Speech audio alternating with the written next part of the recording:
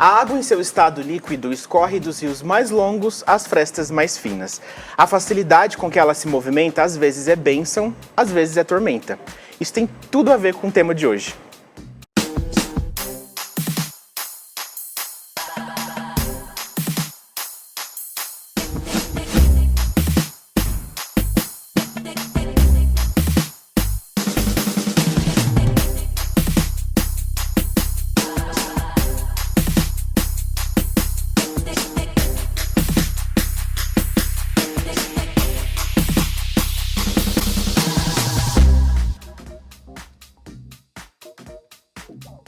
Chá do 5 começando de cara com uma frase do sociólogo polonês Zygmunt Bauman. Vivemos tempos líquidos, nada é para durar. Mas o programa de hoje dura 1 hora e é nesse tempo que a gente vai falar sobre relacionamentos líquidos. O nosso quinto sabor do chá é o publicitário e escritor Daniel Bovolento, que já escreveu bons livros sobre relacionamento. Seja bem-vindo. Obrigado. Bem-vindo, Daniel. Amei estar aqui. Finalmente, né, depois de tanto tempo. Bovolento, pra quem não sabe, é nosso amigo já há um tempo, já há alguns bons anos. Você sabe o que a gente teve que fazer pra trazer essa pessoa aqui. Brincadeira, não. Teve que me convidar. Aí a Foi culpa isso. voltou. Nossa, ó, com essa água fervente no meu colo, eu volto. É com você. Daniel, eu queria que você começasse a exemplificar o que é um relacionamento líquido, amores líquidos, o que é pra você? Bom, quando a gente fala de relacionamento líquido, acho que tem tudo a ver com a época que a gente está vivendo, que é essa época, principalmente essa época digital, e a gente fala de relacionamentos líquidos que são relações que não duram. Só que isso também pode ser pontuado como, você pensa em uma relação líquida, você pensa em, sei lá, um crush de 1 semana, e tem gente que pensa em relações líquidas como um namoro de 1 ano. Então, Sim. Essa noção de tempo varia muito de como as pessoas enxergam, mas tem tudo a ver com relacionamentos que não são sustentados. Eles não duram o tempo que as pessoas gostariam que eles durassem. Principalmente, eu acho que partindo da referência que a gente tem dos nossos pais, dos nossos avós, que tinham aqueles relacionamentos super longos, né? Sim. Tinham e ainda tem em alguns casos, né? Estão aí há 70 anos, tudo junto, vivo, bom. Meu pai e minha mãe estão juntinhos até hoje. Mas esses relacionamentos realmente são muito longos. A gente vem de uma geração de 40, 45, 50. É a referência que nós temos, nós com 17 anos. Mas, por outro lado, até que ponto esses relacionamentos se estruturam realmente com amor? Qual é a cola que une esses casais há tantos anos, entende? Porque o mindset dessas pessoas é outro. E hoje em dia, talvez os relacionamentos estejam mais líquidos, porque essa mesma cola do antes, a moral, o pudor, o casamento, a família, isso tudo foi ressignificado. Então essa cola talvez não sirva para os relacionamentos de hoje e isso faça com que eles escorram mais fácil. Vocês não acham? Então, eu acho... Então, Lá vem. eu acho... lá vem. Sem generalizar, tá? Sem generalizar. Exato, eu ia falar isso. Começando que a gente não trabalha com, né, generalizar as coisas aqui. Sim, sim. Mas eu acho que existe uma coisa que eu não vejo hoje, pelo menos na maioria dos casos, que é a questão da manutenção do sentimento e dos relacionamentos. É muito mais fácil você trocar de relacionamento do que manusear e fazer uma manutenção do que você já tem. Que é, ao meu ver, o que meu pai e minha mãe fazem. Quando brigam, tentam se entender. Quando não tá bem, tenta reformular aquilo para que aquilo fique bem. Porque existia uma moral que a gente não tem hoje, que é o que o Marcelo estava falando, de que o relacionamento ele tinha que durar. E hoje em dia a gente não tem mais essa moral, né? Essa moral ela caiu por terra, né? Hoje em dia os relacionamentos eles são mais... eles podem ser mais curtos, eles podem ser... não precisa durar para a vida inteira. Mas eu acho que perdeu-se o conceito da manutenção do sentimento. E acho que é por isso que um dos motivos, né, pelo qual os relacionamentos são mais curtos e mais líquidos, porque não existe a manutenção. As pessoas preferem trocar do que fazer essa manutenção do sentimento, que é muito mais difícil. E tudo que exige manutenção exige esforço, exige perseverança, disciplina e tudo mais. Então... Eu como um bom estudante de psicologia, vou puxar aqui a sardinha para o meu lado. Puxar a sardinha não, na verdade eu vou complementar o que o Rê falou, que é essa questão da manutenção ou manejo com a relação, ela também acontece em âmbito subjetivo e individual. As pessoas não pensam sequer na questão do manejo da própria emoção, né? Dos próprios sentimentos. E quando eu falo de manejo, eu não falo nem de coisa muito complexa. Eu tô falando de, tipo, se entender, né? Assumir o que você sente, entender e nomear o que você sente. Tipo, eu estou triste, eu estou desgostoso, não quero nunca mais namorar, não acredito no amor, o amor é lindo, ou o amor é um hospício. Não importa, desde que você nomeie. E as pessoas já não fazem isso consigo mesmas. Imagina com o outro, né, que exige um empenho. É que eu acho que também tem uma coisa, já que tá todo mundo jogando várias questões ao mesmo tempo. Aqui é assim. E a gente comentou que a gente evita generalizar, e aí eu acho que é um problema, porque o formato de relacionamento é generalizado. Então também quando a gente está falando que esse relacionamento duradouro de 70 anos com essa manutenção é o correto, isso é generalizar também essa forma de relacionamento. Então eu também fico meio questionando o que de fato dentro de uma consciência de quem eu sou, de como funcionam meus sentimentos e como funciona a minha relação com outra pessoa, independente desse modelo. E o que é bom, o que é ruim. Não estou aqui para falar o que é bom, o que é ruim. Nem Mas certo não, e errado, né? mas não esquecer disso, porque às vezes as pessoas pautam nesse lugar de tendo essa referência do relacionamento que funcionou e que tem toda uma manutenção e tudo mais, sendo que funcionou para eles. Mas é o né? que te Pra falou, mim, assim, eu acho que não é essa questão de generalizar de que o relacionamento tem que durar para a vida inteira, mas de questionar o que eu sinto com relação ao outro e tentar melhorar aquilo, porque isso não é só para relacionamento amoroso. A gente tem que fazer manutenção dos nossos relacionamentos com amigos, com familiares. Essa manutenção, ela é importante, porque senão o relacionamento ele não existe, ele acaba. Então, é uma questão de manutenção do que a gente já tem, e não de começar algo novo o tempo todo, entende? Eu acho o seguinte, liquidez começa com L de liberdade. Então meu Deus! mais que Patrícia, ela é poeta. A gente tem muita liberdade. A liquidez, ela tem um lado bom, que é essa liberdade para você, por exemplo, escolher a comida que você quiser na hora que você quiser.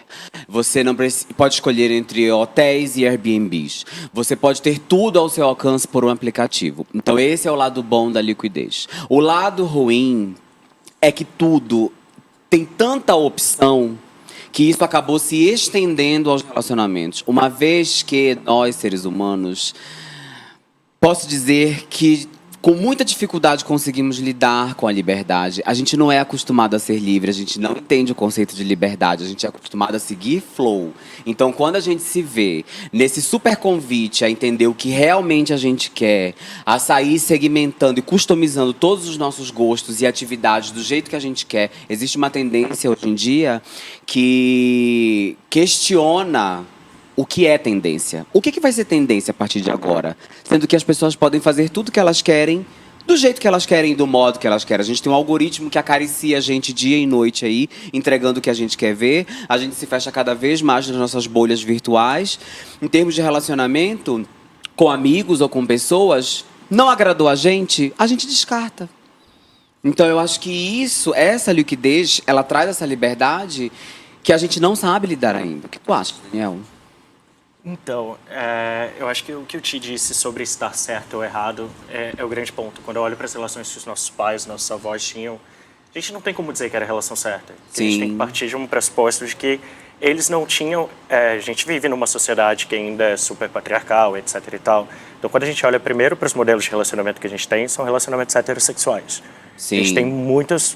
O nosso modelo hoje ainda é um relacionamento heterossexual, que é baseado num homem provedor, uma mulher que vai ser a mulher mãe, família, e essa família ela precisa perdurar. Ela precisa perdurar porque ela é a base de uma sociedade que aceita essa família. Então, quando a gente pensa nessa evolução de hoje você ter pessoas que preferem focar na carreira, talvez se quiserem casar, se quiserem ter filhos, eles vão ter esses filhos cada vez mais tarde. A gente pensa que as pessoas elas têm outros focos e estão criando outros modelos de relacionamento. E aí entra o que você disse sobre liberdade. A gente ainda está aprendendo a lidar com essa liberdade toda que a gente tem. A gente ainda está aprendendo a lidar, eu não preciso ser igual ao meu pai, eu não preciso ser igual ao meu avô. Eu tenho opções de ter relacionamentos e o meu tipo de relacionamento enquanto homem gay é diferente do relacionamento dos meus pais. Tem outras nuances culturais, de comportamento. Então eu acho que é tudo muito novo para todo mundo. E isso deixa a gente muito perdido sobre os tipos de relacionamentos e manutenção que a gente quer ter. Ao mesmo tempo que, por exemplo, talvez meu pai e minha mãe, eles ficaram casados por 20 e tantos anos e se separaram agora. Talvez a minha mãe achasse que ela precisava estar nesse casamento e ela não sabia que ela tinha a opção de não estar numa coisa que não fazia bem para ela. Sim. Então ela tinha uma manutenção obrigatória desse relacionamento. E já a gente acha que na primeira falha a gente pode pular e procurar a próxima pessoa que vai ser sempre melhor. Então acho que é muito difícil julgar o certo ou o errado. É isso, a gente está num mundo cheio de possibilidades, a gente tem que lidar com elas. E complementando o que o Thiago falou, eu acho que essa perdição começa a partir da gente. Porque se tu parares para pensar que a gente não se conhece direito, a gente está aprendendo a se conhecer. A gente está sendo convidado diariamente a entender por onde a gente quer ir, que tipo de relacionamento a gente quer. Então é aquilo, se você não está bem com você mesmo, dificilmente você fica bem com o mundo. E quando você não se entende ainda, isso acaba respingando, né, nas suas relações sociais, nas esferas primárias, secundárias, terciárias e profissionais. Tem uma questão que a gente tem acho que duas questões importantes aqui, que é o que o Dani comentou, assim, tipo, primeiro que tudo o que é novo chama a nossa atenção, né? E essa liberdade que a gente tem hoje, ela é nova, né? Ela não acontecia há poucas décadas atrás. Então, isso é a primeira questão, do tipo, é a coisa da liberdade, né? É que não é só liberdade, também, mas é um negócio novo, é um jeito novo de se relacionar, e é muita possibilidade, e é muito legal. Só que isso também pode trazer prejuízos.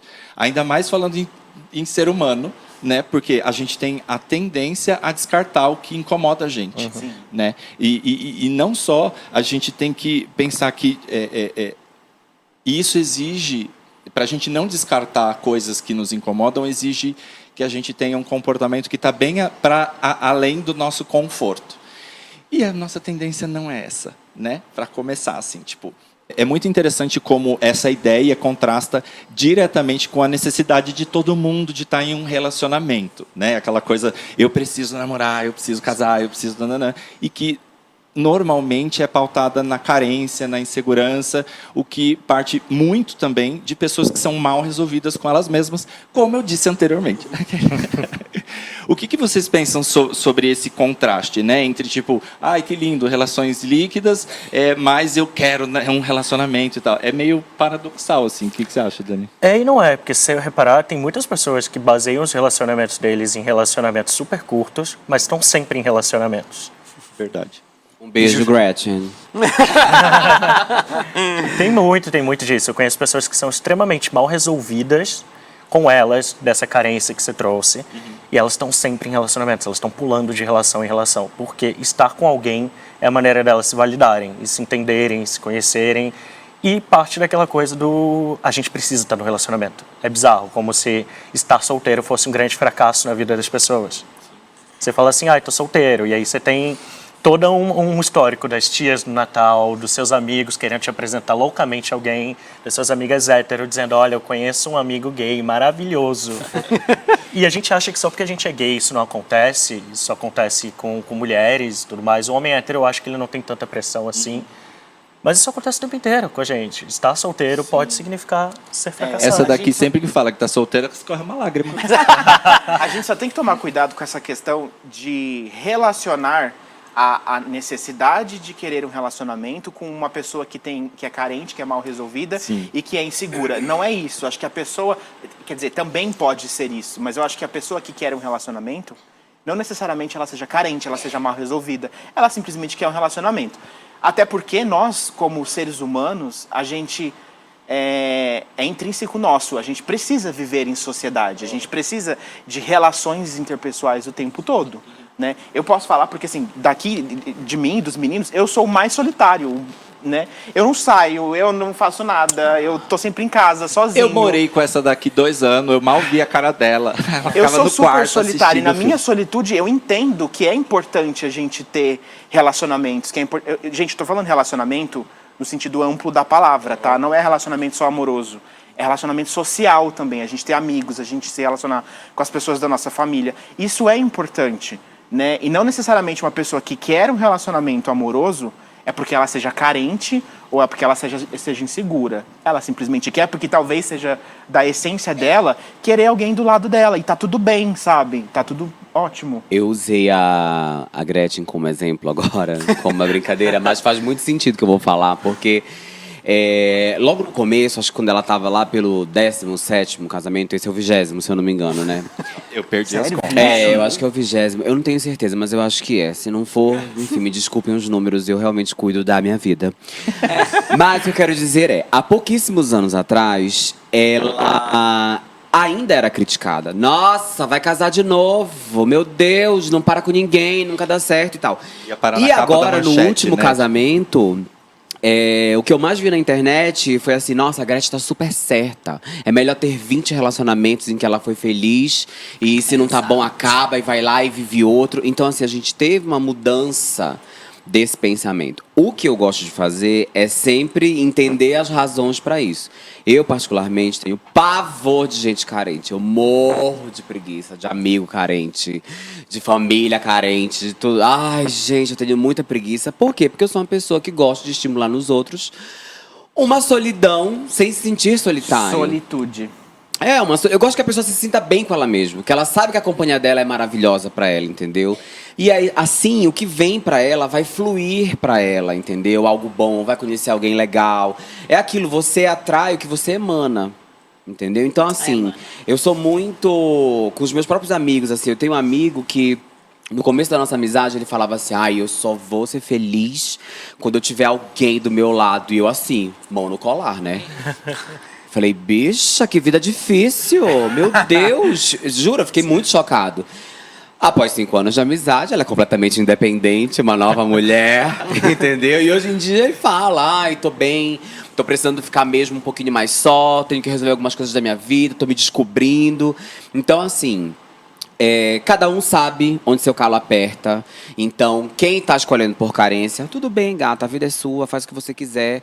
Mas assim, tem que saber quais são as consequências disso. Porque é exatamente isso que configura muito a liquidez desses relacionamentos. Porque é construir casa na areia, entende?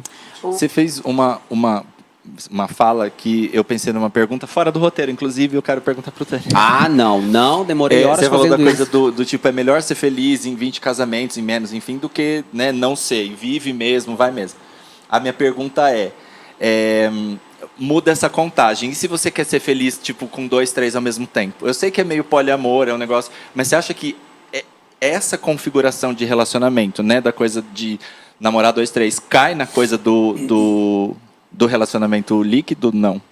Eu acho que é bem diferente. A Regina Navarro, ela fala que a gente está... Amo, sou Regina super Navarro discípulo traz super dela. essa pegada que a gente está Sou Regina. desconstruindo os modelos de relação tradicional que a gente tem.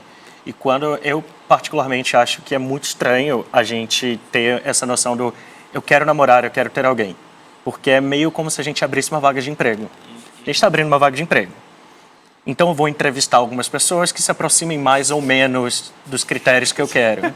Os que se aproximarem mais, que eu for mais com a cara, são mais aptos a essa vaga. Só que a gente está falando de relacionamento. O mundo ideal seria a gente conhecer alguém que desperte demandas na gente. Sim. E aí a gente cria relações. E aí quando a gente fala de poliamor, relacionamentos múltiplos e tudo mais, pessoas diferentes podem despertar demandas diferentes na gente.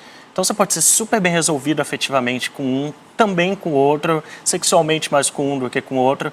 Eu acho que as pessoas estão se permitindo mais entender que se trata de pessoas e não de cargos. Tu achas? Eu acho que Achei você devia escrever um otimista. livro. Achei super otimista. Eu acho exatamente o contrário, assim. Nossa. Não, é verdade. Não, eu entendo super. Eu penso exatamente o contrário, porque a gente está vivendo um momento em que as pessoas estão sendo tratadas como objetos o tempo todo, em redes sociais, em aplicativos. Quer dizer, você escolhe as pessoas pelas características delas nas redes sociais. Se o cara é bonito, se ele tem um corpo sarado, eu gosto, né? se não sei o quê, se ele faz isso, se ele faz aquilo. Principalmente nos aplicativos de relacionamento. Tá, mas onde está a contrário? Assim, Então, porque Porque ele achou que as pessoas estão se aproximando mais, Não, ele querem diz- se não, permitindo não. mais. Que as pessoas tratam relacionamentos como se fossem cargos. Exatamente, é isso que ele falou. Ele falou exatamente isso, que as pessoas hoje em dia vão por esse caminho que você está dizendo. E é isso que ele está discordando, eu que ele entendi acha como que tem que Marcelo. ser... Eu entendi, a gente Não, entendeu. Você a entendeu outra compreensão dela, a gente. gente entendeu Aquele errado. lado de lá é a turma do fundo Pega da o sala. café da Petri e dá pras duas. Elas vão ficar, ó. O que eu ia falar, assim, é que eu acho que dentro desse lugar de carência, de insegurança, uma coisa que me preocupa muito é a dificuldade que as pessoas têm de atravessar essa barreira do que a sociedade diz. Porque mais do que a carência e insegurança, até aí a gente está lidando com uma questão psicológica, que a pessoa pode ir lá e...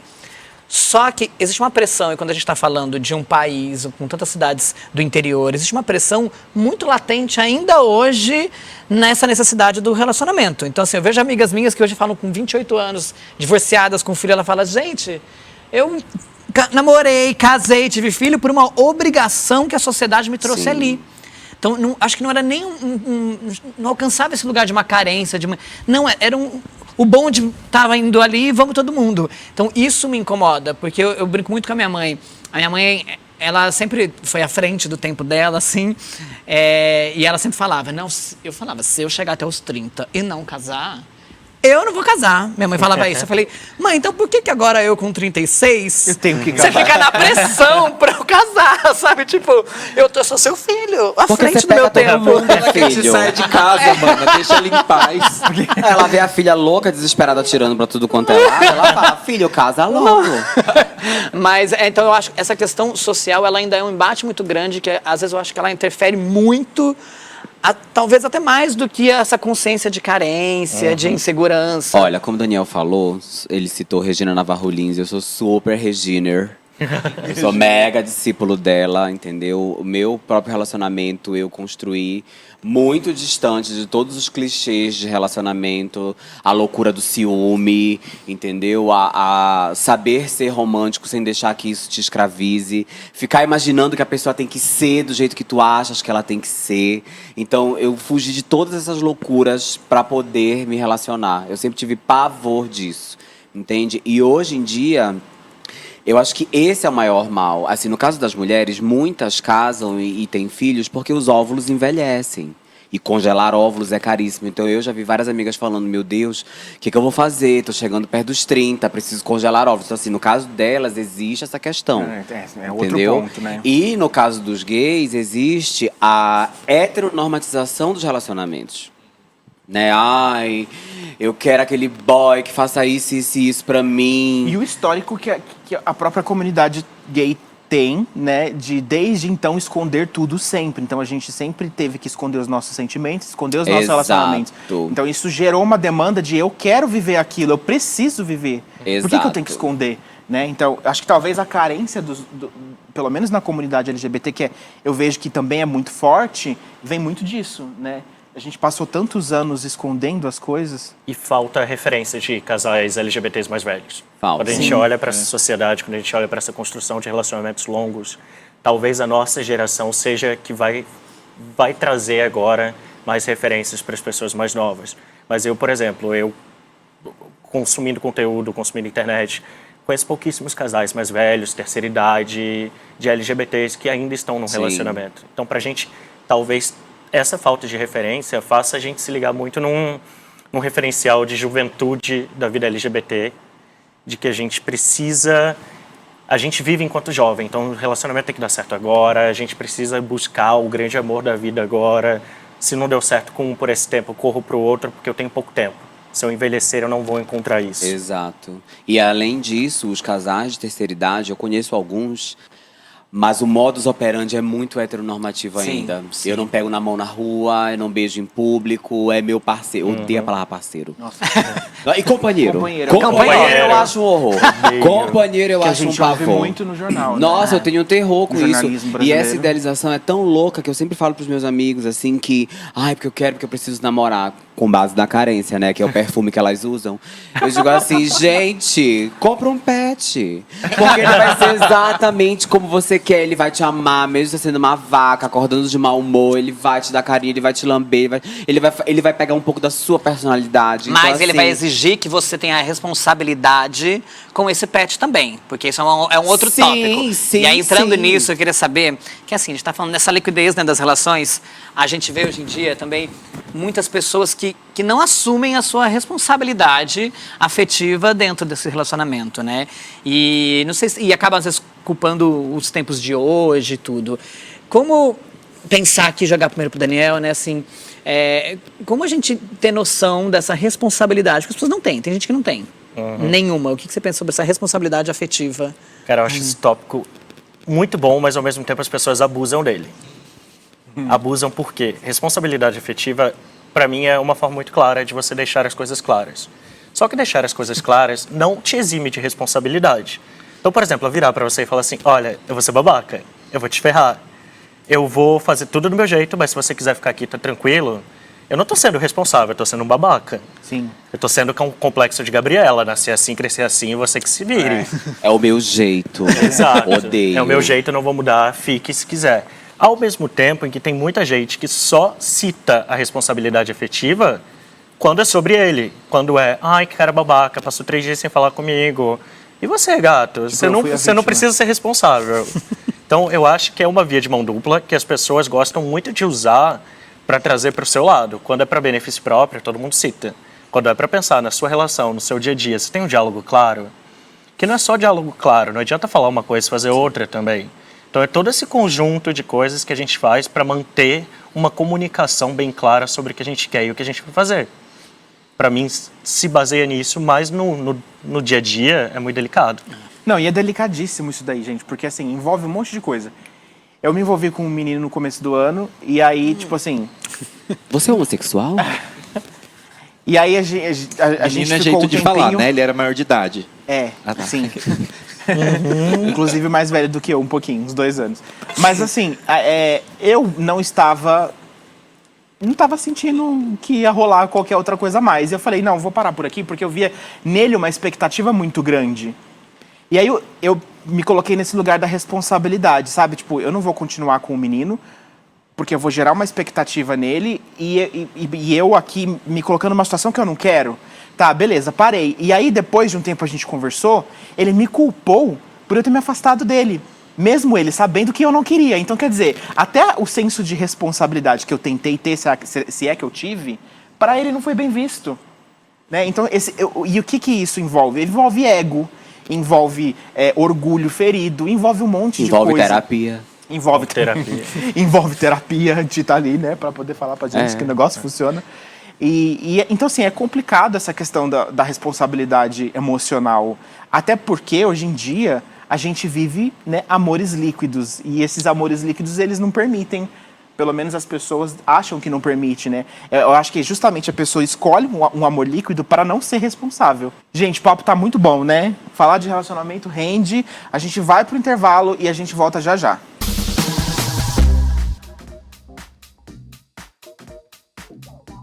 Estamos de volta. Hoje o tema é relacionamentos líquidos.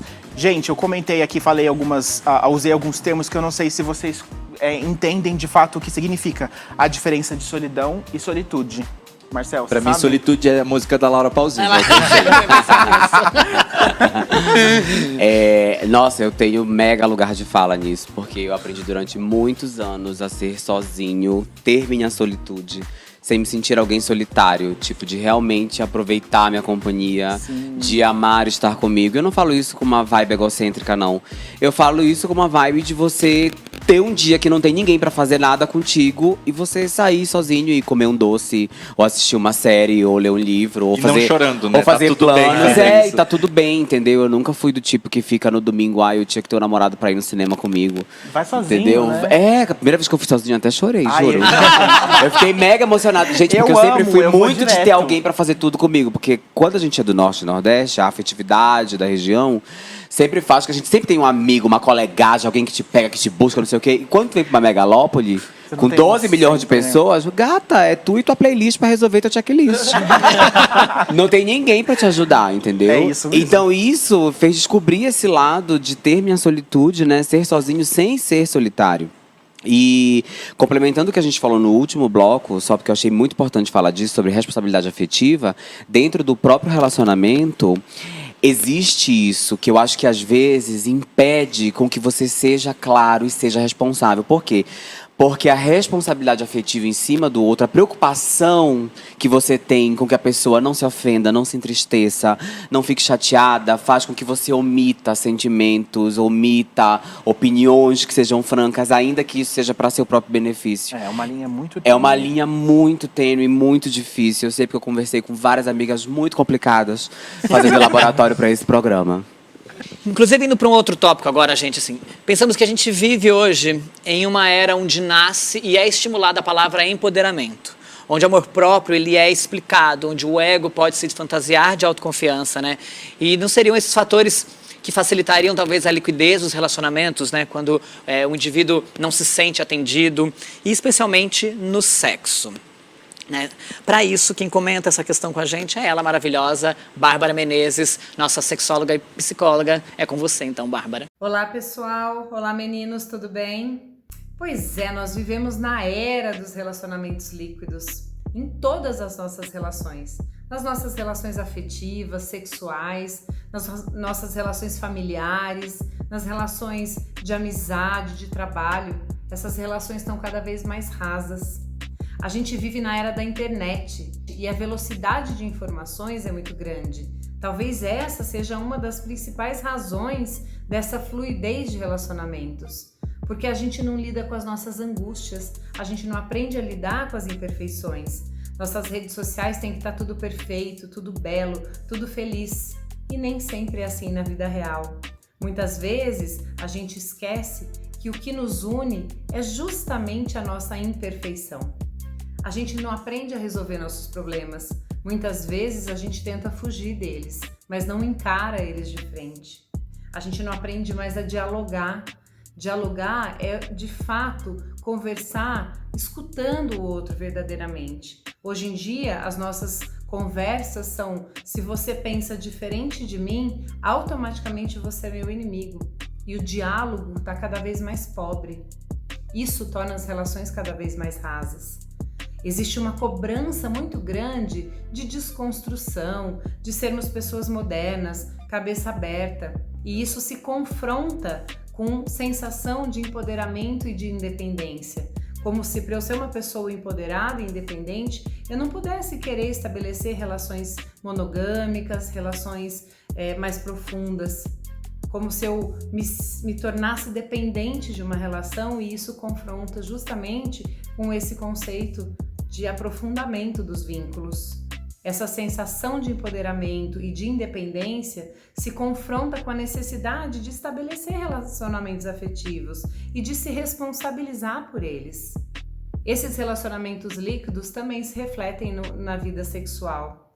Cada vez mais as relações estão rasas, cada vez mais as relações estão descartáveis, as pessoas estão se tornando descartáveis. Esse tipo de relacionamento líquido na parte sexual pode trazer prejuízos, inclusive para a atividade sexual, porque a relação fica muito mais pobre, a relação não cria intimidade, as pessoas não conseguem criar intimidades. E sexo com intimidade é muito mais gostoso, porque ele gera um sexo livre, gera um sexo saudável. Então que a gente possa se desconstruir verdadeiramente e buscar o nosso conhecimento, para que a gente saiba o que de fato importa nos nossos relacionamentos e que a gente aprenda a encarar nossos problemas de frente, tá bom? Um beijo, meninos, até o próximo. Bárbara, sempre Bárbara, não é mesmo? É um clássico já. Já, é tradição. E falando em Bárbara, amiga de Bauman, o dono do rolê líquido, eu tenho uma pergunta. A gente estava comentando no começo do programa sobre toda essa liberdade que a gente tem, né, hoje em dia, para tudo. E quando eu falo de poder de escolha, Qual o limite entre liberdade e irresponsabilidade nessa escolha? Não tem limite. Esse é o problema, as coisas se confundem o tempo inteiro.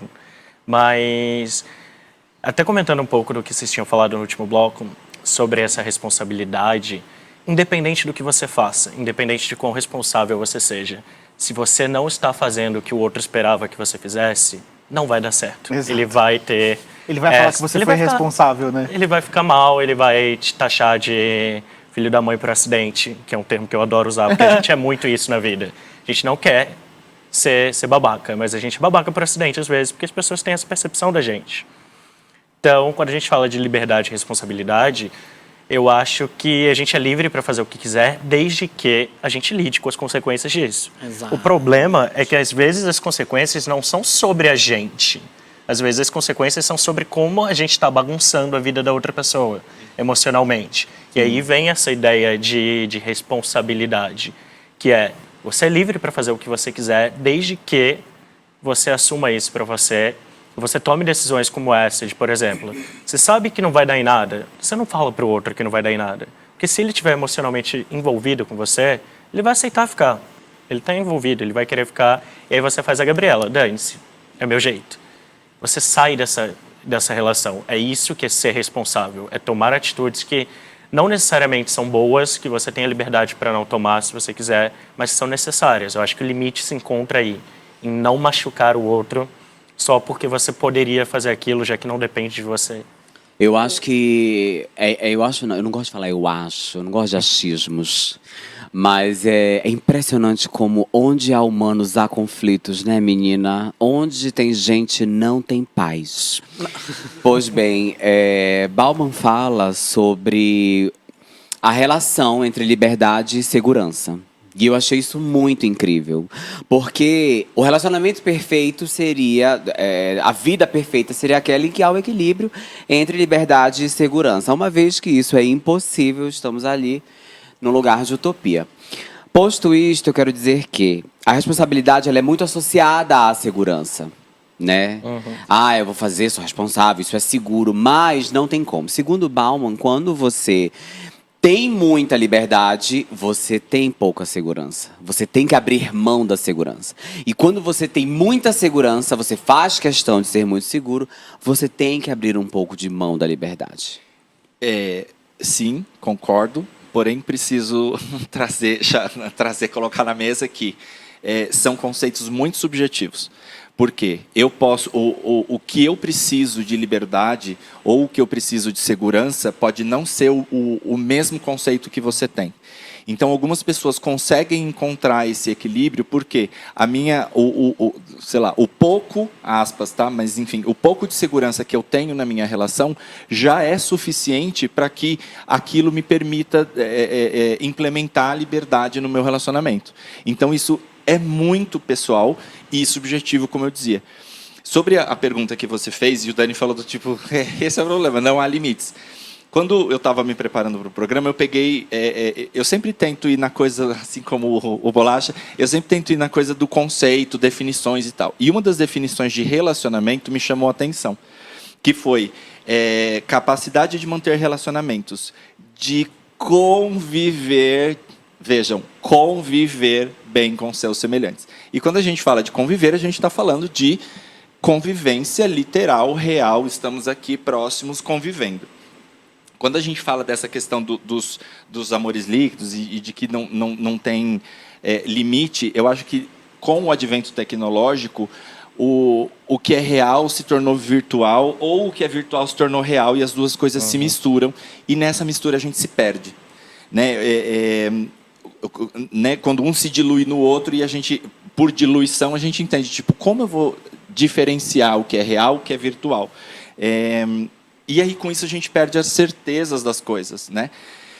E o ser humano, ele é uma coisa assim, tipo, tá aí a pandemia. Quando a gente perde a possibilidade de planejar, né? Ou seja, quando a gente perde certezas, a gente não sabe direito o que fazer, como fazer, quando fazer, aquilo desestrutura a gente. E nessa desestruturação, aí é o que o Dani falou, do tipo, aí você se torna o babaca. Por acidente, pode sim. ser. mas você perde um pouco a mão do que e de como você pode se comportar ou exigir e demandar naquele relacionamento. Puxando o que você falou, da questão... eu li o livro do Zygmunt Bauman e ele fala do conceito entre comunidade e rede. O que ele diz? Que comunidade pressupõe e exige uma manutenção das relações interpessoais. Então você precisa manusear aquilo, né, e manter aquilo de alguma forma, seja de maneira positiva e às vezes de maneira negativa. E o conceito de rede, ele traz a questão do networking, das redes sociais, etc., que não necessariamente precisa de manutenção. Então, quer dizer, quando você não gosta de alguém, você vai lá e desconecta. E ele usa muito esse termo do conectar e desconectar. Até porque ele usa a questão da comunidade, eu também vi isso daí. Que ele entende que é onde a gente nasce, onde a gente cresce, onde a gente cria laços. Laços humanos. Então, essas amizades em que são feitas dentro da comunidade, né, da sua comunidade. Você nasceu, seus familiares, seus amigos ali, você cria esses laços, enquanto na rede é isso que ele tá falando, exatamente. de conectar e E desconectar. aí, quando eu li o livro, eu fiquei pensando nisso, assim, até que ponto é nocivo, dos dois lados, né? Até que ponto você simplesmente desconectar alguém porque você não gostou de algo que ela te fez, ou que ela falou, ou simplesmente que ela postou, não sei, qualquer coisa. E até que ponto também é ruim você não ter esses laços humanos, né? Essa comunidade, você manter isso, assim. Eu acho que é muito louco, assim. Eu acho que todo excesso esconde uma falta, né? Aquele famoso ditado, todo excesso esconde uma falta. E toda falta toda falta traz à tona um desejo. Exatamente. E aí, quando você tem extremos, a pessoa que quer demais a comunidade ou a pessoa que quer demais a rede social, é que alguma coisa tem que não está equilibrada. Eu acho que a minha máxima de vida é, assim, a vida é feita de escolhas e tá tudo bem. Mas eu tenho que ter responsabilidade sobre essas escolhas. O que eu vejo muito que a gente falou aqui, que a gente pontuou em alguns momentos, a Bárbara também falou, da questão do ego, da questão desse empoderamento, é também a dificuldade das pessoas de aceitarem seus erros. Então fica um jogo de sempre o outro. Sendo que quando eu fiz uma escolha, e tá tudo bem. Tipo, essa escolha deu errado. Ok. Pra mim é sempre assim. Às vezes minha mãe, meus irmãos conversam de algumas coisas, falam, gente, mas essa escolha... Ah, pra você tá tudo bem. Eu falo, tá tudo bem. A pessoa tem consciência dessa escolha que ela fez. Então, assim, às vezes a pessoa fala, putz, eu vou acabar magoando aquele lá. É consciente? Você sabe que isso vai te trazer do que o outro vai pensar, como ele vai agir com você. Se é consciente, porque não dá pra gente ser legal, ser o melhor, o mais incrível com todo mundo. Não existe. Mas o que eu luto são escolhas, então eu não posso do nada falar, mas aí acontecer tal coisa, menina, e aí... Não, você escolheu. As coisas aparecem, você toma uma decisão e você age. Então, assim, entender, a minha máxima de vida é essa, para tentar, primeiro, eu encontrar meus erros, quando eles estão, e quando também encontrar, não tentar enganar, não tentar... Não, o que eu faço a partir daí? Olha, uma vez que eu tenha... eu não gosto de falar certeza, mas uma vez que eu tenha a convicção do desligamento que eu estou fazendo, né, do afastamento de alguém, eu de verdade não fico preocupado se eu vou ser o filho da mãe por acidente. Você já cancelou alguém na internet? Na internet, eu não gosto do termo cancelar. Também não. Eu acho ele muito... mas o que eu posso falar É um termo babaca. um termo babaca. Mas eu acho que seria tão mais fácil, gente, tão mais fácil, se nas comunidades, ao invés das redes, a gente pudesse realmente desconectar as pessoas que fazem mal pra gente. Seria tão mais fácil se a gente não tivesse que várias vezes ter que fazer lobby e o ri, ha, e almoçar com quem a gente não gosta para manter uma aparência, sabe? Ou parentes que a gente tem que aturar para poder, por causa da família. Entende? Então, assim, quando a gente morando em São Paulo, é muito mais fácil, porque... Ai, menina, a vida tá uma loucura, né? Uma correria, né? Então tu coloca tudo a culpa na cidade. Eu falo tanto isso. Mas fora daqui não, é difícil você não ter que estar ali junto, não ter que estar próximo. Particularmente hoje, na minha vida, eu sou extremamente seletivo, sempre fui, né? Pra saber quem são as pessoas que me rodeiam mais proximamente. Então hoje quem me rodeia são pessoas que me estimulam e eu as estimulo, são pessoas que realmente me fazem bem. Tem problemas, a gente tem atritos, naturalmente, mas eu não tenho toxicidade perto de mim, entendeu? Isso é muito importante. Então eu acho que isso é muito importante. Pois bem, continuando na categoria limite, Nós convidamos a especialista em semiótica e psicanálise Anne Fonseca, que criou o Chamegamos, um projeto que reflete sobre como se vive a não monogamia e o que a separa dos relacionamentos líquidos. Rodou.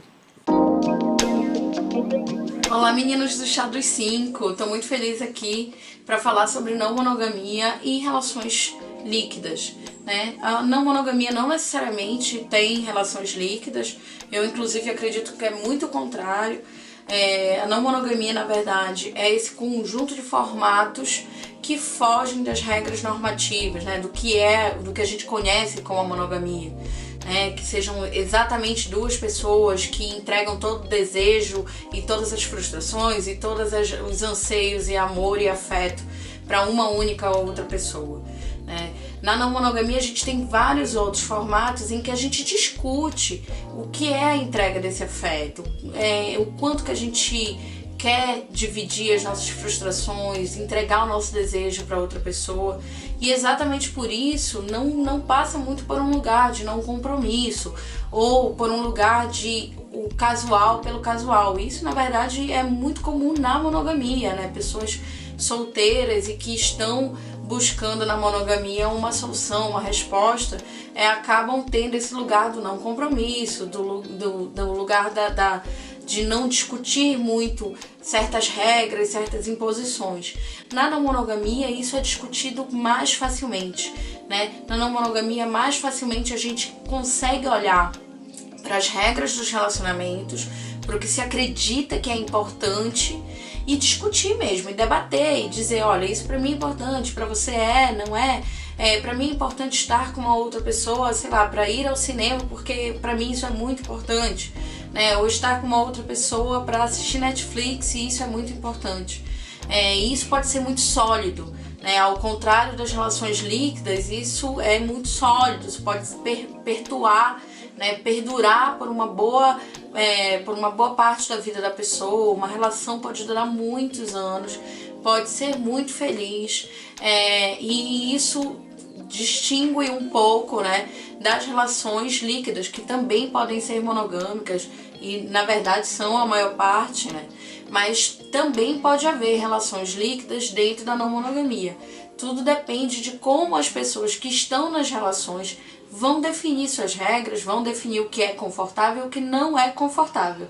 Espero que tenha ajudado. Se você ainda quiser saber mais sobre não monogamia e como a gente pratica isso no dia a dia, você pode ir no Instagram, na minha página, que chama Chamegamos. Um beijo! Muito obrigado, Anne, pelas suas observações. Dani, o que você acha do assunto dessa não monogamia? Eu acho que é um modelo de relacionamento que a gente está aprendendo ainda a ter, porque, como eu disse, quando a gente para de observar pessoas como cargos, relacionamento como cargos, e a gente começa a entender demandas de pessoas, a gente consegue entender que talvez você seja super realizado com uma pessoa e você sair para fazer sexo com outra, você sair para ter um momento afetivo com outra, não desvaloriza a relação que você tem.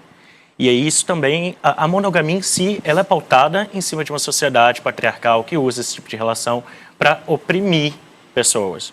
Que a gente fala hoje, quando a gente olha, a gente fala, qual o retrato da família brasileira, da tradicional família brasileira? E um conceito religioso, né? Exato. Em cima de um conceito religioso. É sempre a história do marido que é um pai, tem a família, a mulher em casa, e a amante, que já faz parte desse conceito tradicional. Então, a não monogamia, ela já existe na história da família, mas de um jeito um pouco perverso. E agora a gente fala de não monogamia... Velado, né? Exato, de uma maneira real, que a gente pode trazer isso para as regras do relacionamento e transformar numa coisa que respeite o outro, que tenha a responsabilidade afetiva. Ouvindo a Anne, eu acho que a não monogamia, ela pode ser um ótimo exercício dessa liberdade. Entende? Ela pode ser um ótimo exercício dessa liberdade porque é uma escolha mega consciente, de com quem você vai se relacionar e como você vai se relacionar a partir de um relacionamento em que você está e que, podemos supor, está bem, Então, quando você tem essa leveza dentro do seu relacionamento, quando você está bem consigo mesmo, você consegue exercer essa liberdade com uma consciência melhor, Você consegue usufruir disso melhor. Tem uma questão assim que eu acho que também é legal a gente pensar, que a gente fala às vezes da não monogamia só como essa coisa meio putaria, né? A coisa da sacanagem, tipo, eu tenho aqui, assim, isso não velado, tá? Mas a não monogamia aberta mesmo. Tipo, nós temos um relacionamento aqui, mas tudo bem, cada um transar com quem quiser e tal. Não. Esse não é só a única configuração, né? A não monogamia, por isso que no primeiro bloco eu perguntei, eu joguei a bomba pro Dani, que é justamente isso, tipo, você pode amar mais de uma pessoa ao mesmo tempo. 3 pessoas podem se amar junto, 4, 5. Gente, se está tudo conversado, se todos são responsáveis uns com os outros, por que não? Porque é o jeito, aí vem outra coisa da sociedade patriarcal, né? Tipo, assim, já não é real. Né, 54% dos lares brasileiros são geridos e sustentados por mulheres, porque não tem homem na casa. Tem filho, tem mãe, tem tio, tem tia. Não tem. Ou seja, essa já não é a configuração da família tradicional brasileira. Então a gente já fala de uma realidade cultural e social que já sai da história da monogamia, né? E é a questão da posse. Né? Que esse é o lugar, é o da posse. Então, quando a gente fala de várias pessoas se amando, a gente já pressupõe que esse conceito de posse ele já está completamente líquido saindo, já indo para o ralo ali. E eu acho que isso tem um movimento muito bacana da comunidade LGBT com relação a esse tema. Porque no universo hétero, é aquilo que a gente falou, a construção da família dentro da tradição e tudo, da amante, do marido, tudo já existe. Depois a gente vem com um momento sobre os clubes de swing, em que eles conseguem, mas eles não dizem isso para a outra roda de amigo deles. É um momento que eles conseguiram um acordo e vamos lá brincar. Mas eu vejo que esse boom de falar de poliamor e tudo também vem muito com essa comunidade LGBT, que discute sobre isso. Como a gente falou, gente, são períodos históricos muito recentes, assim, de não ter um local para ter uma relação sexual. A gente já falou isso no chá lá nos primeiros anos, da onde que vem o conceito de dark room, porque não existia, então você tem uma necessidade de liberdade, porque assim, é o que tinha, eu quero fazer, eu não consigo criar laços. De repente a gente tem um boom de não, mas a gente precisa caminhar com o conceito heteronormativo do relacionamento. E aí agora a gente está nesse meio do tipo, pera, não precisa nem tudo muito lá, nem muito aqui, ou pode, mas vamos conversar sobre para achar um caminho. Então eu acho que esse conceito da não monogamia, ele também vem muito com a gente de comunidade LGBT, que às vezes, a gente se coloca mais aberto para discutir essa liberdade, esse conceito de posse, né? É que daí, agora, assim, a gente tem... Lógico que quando a gente fala desse tema fica algo mais centralizado, tal, porque é o que mais se tem visto e etc. Só que quando a gente fala desse tema, né, de relações líquidas, de cara já muita gente pensa em relacionamentos especificamente amorosos. Só que assim, a gente tem que falar que não é só aí, né? Essa liquidez ela também está nas relações com os amigos, no trabalho, na família. E aí eu jogo a pergunta para o Dani, óbvio, nosso convidado primeiro, né? Que é, onde você acha, Dani, que nesses outros âmbitos de relação, as relações líquidas se apresentam? Cara, esses dias eu estava pensando muito nisso, porque eu estou escrevendo um livro novo que fala um pouco sobre relações mais diversas, né?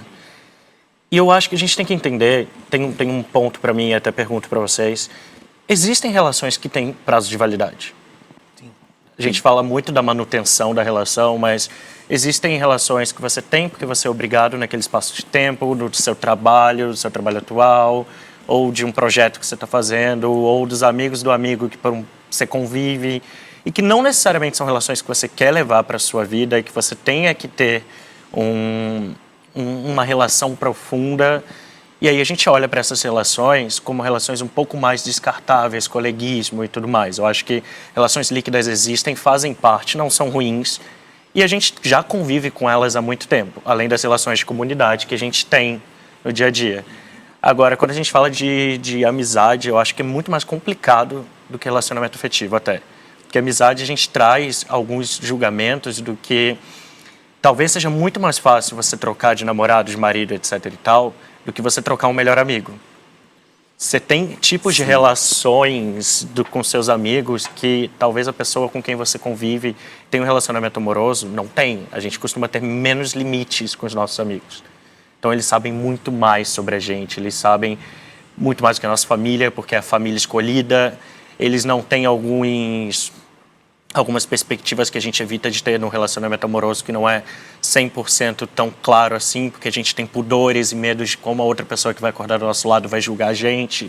Então, quando a gente fala desse âmbito de amizade, eu acho muito mais complicado definir essas relações. Eu uso uma coisa que é bem polêmica. Eu tenho muitos amigos, graças a Deus. O meu presente da vida são meus amigos. Tenho muitos bons amigos, mas eu lembro quando eu mudei para São Paulo, eu sofri muito. Porque eu fui entendendo, eu era o distante. Eu saí da realidade deles e aí eu sofri, porque a relação modificou, claro, tudo. E aí eu entendi, lá com meus 20 anos, que eu mentalmente, vou usar um termo, ele é péssimo, tá, gente? Mas eu vou usar, categorizar meus amigos, para eu não sofrer. Então, assim, e entender que às vezes aquele amigo que eu realmente gosto, tem um carinho enorme, ele é incrível para eu sair. E não é a mesma pessoa que eu vou chorar que aconteceu um problema. Então, quando você consegue ter isso, como eu falei, escolhas, quando você consegue ter isso claramente, eu parei de sofrer e eu passei também a ser muito mais sincero com esses amigos. Então, meu círculo de amizade, ele continua enorme e muito forte com pessoas que estão no mundo inteiro. Porque a gente foi muito sincero nesse lugar. Então eu não comecei a cobrar essa cobrança de amigo. Ah, mas você saiu com fulano e não saiu comigo. Sim, porque é óbvio, foi legal sair, deu certo sair com ele, mas a gente vai tomar um café que a gente faz sempre, é incrível. Então essa categorizar me ajudou muito a não me perder no rolê. Assim. Em qual categoria eu tô? E aí, você é o próximo? Gente, eu sou um amigo maravilhoso. De verdade. MF de muito franca. Realmente, eu vou te falar uma coisa. Isso que o Rafa falou de ciúme, eu não tenho. Eu tenho zero problema se os meus amigos vão se reunir e eu não fui. Ou se. Porque assim, a gente tem que entender que os então, eu tô nossos só amigos. aqui, ó. Cara, Brasil, acredita. Você nem é minha amiga, você é minha colega de trabalho. Amém. Olha só, não, eu tava falando isso esses dias. A gente tem que entender que os nossos melhores amigos têm outros grupos de amigos. Então, quando eles categorizam e fazem reuniões com outras pessoas, ou mesmo chamando gente, se a gente tem uma esfera, somos 5. Aí ele chamou 2 dessa esfera pra ir lá no evento. Gente, pra mim tá tudo bem, de verdade. Eu me livro de crenças limitantes e agonias que não vão te levar a lugar nenhum, entendeu? Então, pra mim, isso é assim, tipo, é um peso que não existe. Outra coisa, pra ser meu amigo, a pessoa tem que saber que a gente vai ter uma relação assim, mega tapa na cara. Então, assim, linda, você tá louca, entendeu? Olha, isso aqui não funciona. Eu sou super educado, eu sou político e tal, mas eu falo a verdade. Pra mim, assim, é fundamental que a gente tenha uma relação de verdade. Então, eu já tive amigos nesse esquema de muita sinceridade, que deram uma surtada, viraram pessoas amargas, começaram a falar mal de todo mundo, ficou negativa. Eu falei, gata, não dá mais. Tipo, a gente não tem como ser amigo, porque a senhora virou uma maldita. Então, assim, não tem como. E aí, não, eu cortei. Eu tive que cortar, tu entende? Porque você vai lá e dá os alertas, depois você demite por justa causa. O programa está acabando. Dani, obrigado por ter vindo. Amei. Eu fiquei muito feliz de você ter vindo, né? Finalmente. Finalmente foi muito difícil, foi fazer um convite. Então aproveita e se oportuniza, onde as pessoas te acham, essas coisas. Pessoas me acham nas redes sociais como Daniel Bovolento. E também meus livros vocês acham no Google, vocês acham em qualquer lugar. Só procurar pelo meu nome que vocês conseguem achar. E é isso, é isso. É isso, muito obrigado. Muito obrigado, um beijo grande e até semana que vem. A menina do TP sempre muito cheia de adrenalina nas manhãs. É que a amiga não é amanhã mais, porque o horário que a senhora chegou, ela já tá acordada desde uma Cuida da sua vida, querida. Você sempre vivendo a minha. Tô tomando a médica ali, ó. A gente tá aqui com a doutora Renata. Doutora Renata. O tema de hoje é Defenda o SUS. Estamos tendo retorno silicone do masculino. som. Conta pra gente esse peitoral. Volta aqui então. Vai, Matheus, tô pronto. A senhora tá grisalha, né? Eu tô vendo aqui de trás, olha. Ela tá de polo, né, amor? Já é uma luta. Ridícula. Graças a Deus. Mas nesse poder de escolha, se a menina do TP ficar à vontade pra trabalhar, eu vou ficar feliz. O limite entre liberdades e responsabilidade. Qual o limite? Cadê a Tepete? Obrigada, Tepete. anjo.